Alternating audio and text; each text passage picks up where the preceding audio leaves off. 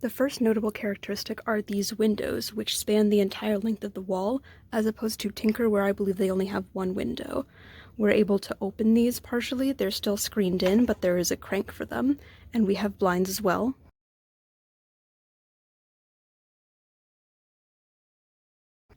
Now, these windows are good for providing natural sunlight and are a good spot for the box fans, which you may need if you live in Randy.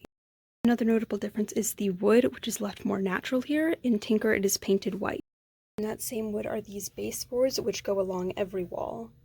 I believe Randy rooms to be a bit dimmer than Tinker rooms, and that's partially because of the darker wood, but it's also because of the lighting. So whereas Tinker rooms will have a light in the middle of the ceiling, we don't have that here. It's just over the vanity, meaning if you open a door, you might have light blocked out, but with the sunlight, you're good during the day.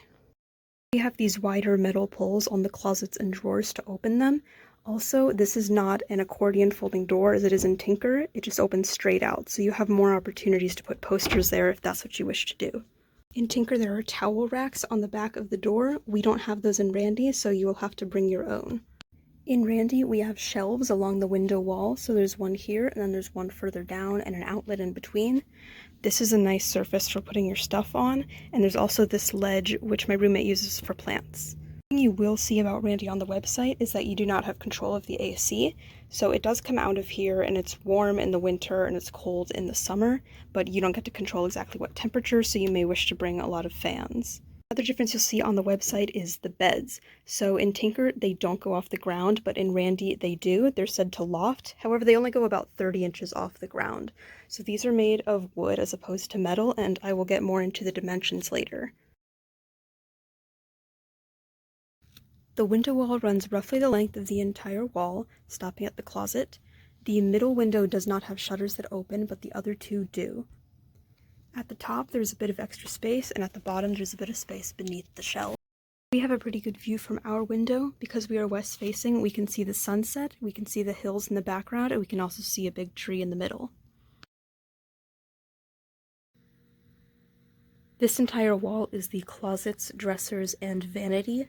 The mirror goes all the way up to the top of the space, and then above that is a smoke alarm in the center. I believe in Tinker that one of these drawers has a lock. We don't have that here, but we do have this stick-on material inside, as well as on the wood countertop. There is also one outlet on this side. So here is the inside of the closet. It's not bad, and it's mirrored on the other side. It's deep enough that if I stick my arm in, it can go to about my shoulder. There are 3 shelves going up, and one of them goes all the way across. There is this taller bar up here that you can hang more things from, and then this one here. Also in the corner, that shelf extends around. This divider does not go all the way out to the doors. There is some space at the bottom for overlap if you need it. I've chosen to hang my mirror inside of this door, and since you don't have a towel rack provided on the main door, you'll probably have to provide one yourself.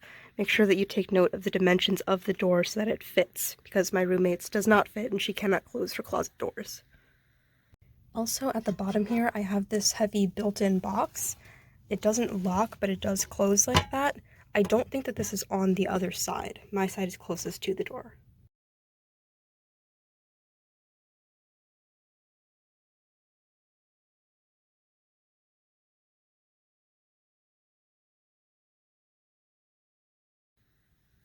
This is our door. So these 2 signs came with it taped on, and this one is stuck on with Velcro. So if you're planning to decorate the door, you'll have to plan around that. We also have a peephole, and our lock is pretty easy to use. There is a pretty notable gap at the bottom of the door. It's about 1 inch there, and I think that it lets a lot of sound and light through, so I can hear a lot coming from the halls. However, it's not the same for everybody, as some of these doors go almost down to the bottom. I think it just depends on which room you end up getting. There's not a lot going on the door wall. I don't believe there are any outlets on it. We do have this wood paneling and the ledge that comes off of it. This cord goes all the way up to the ceiling, and then we have this runner. There's also what I refer to as the Wi-Fi thingy in the middle. The final wall also has this running along it, and in our room it goes along the whole length, but in some other rooms there's a gap in the middle. This one is also at an angle. The baseboards do run along this wall as well, and underneath my bed there are two different outlets. There is also an outlet back here on the window ledge on that other side of the room. So our ceiling has these tiles all over it, which do have little holes in it, but you're not allowed to hang anything from the ceiling. And the ground just has this carpet all the way over it, and it goes out the door.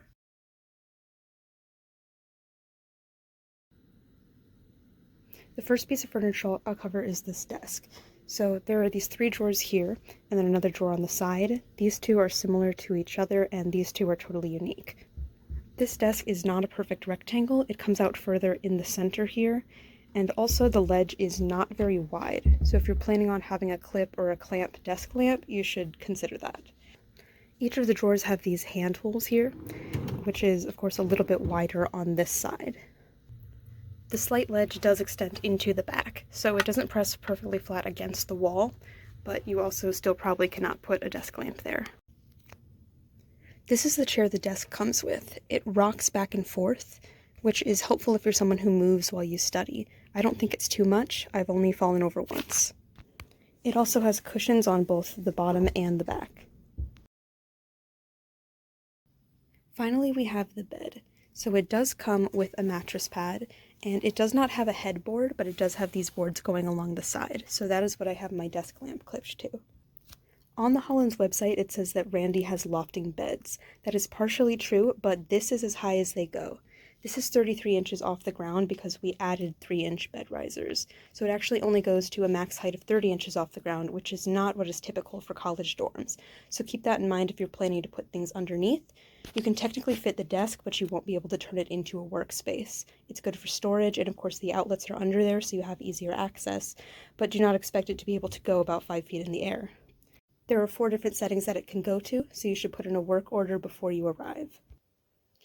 As it is 30 inches off the ground, you are able to climb into it, but I have provided my own stepladder. Given the length of the beds, it is actually kind of hard to fit them into the room. If you have them turned the other way, then the legs of the bed will be against the door frame, which is why I have my bed turned this way so that we could put the bed risers underneath.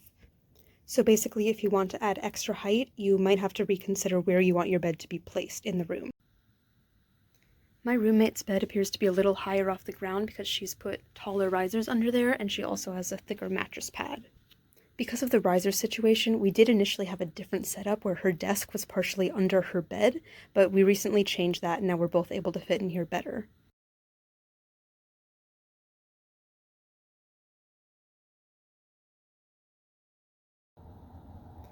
Some of the most important items that we provided were these fans. So we initially brought 3 fans and a heater, but now that it's winter, we only find need of the fans because it gets very warm in the winter, so we have this window cracked open, and these fans are usually on.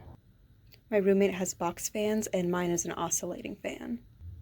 My roommate brought these shelves and snack bins with her, which we used to keep the mini fridge underneath, but we recently moved it, so now it is fully underneath her bed. To address the lack of towel racks, we also have these drying mats to put things on after you've showered. I will also sometimes place an umbrella on here. I brought this lamp, she brought her own lamps, and we also have these mini lights that I use to provide a little more light sometimes when the door is open. I brought this small folding step stool with me, which I use when I'm trying to reach the top shelf. I also brought this large privacy screen with me, which is not important but is helpful if we're both in the same room and I need to change. The only concern is that because my side has the door, I could potentially block the door if she needs to get through. It's still worth considering if you don't wish to have to go outside to the bathroom, anywhere else to change, or have to keep each other out. I brought these storage bins with me. My roommate did not bring any storage bins with her, but she just keeps her stuff underneath her bed, and that works for her as well.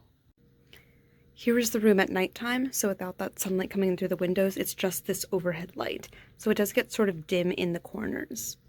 Me and my roommate will use the closet doors to dry off our towels, so if we just showered, then we have to keep this open, and it does get sort of darker in there than before. So if you're someone who likes having a bright workspace, you might need a lamp, or else you might be bothered by that.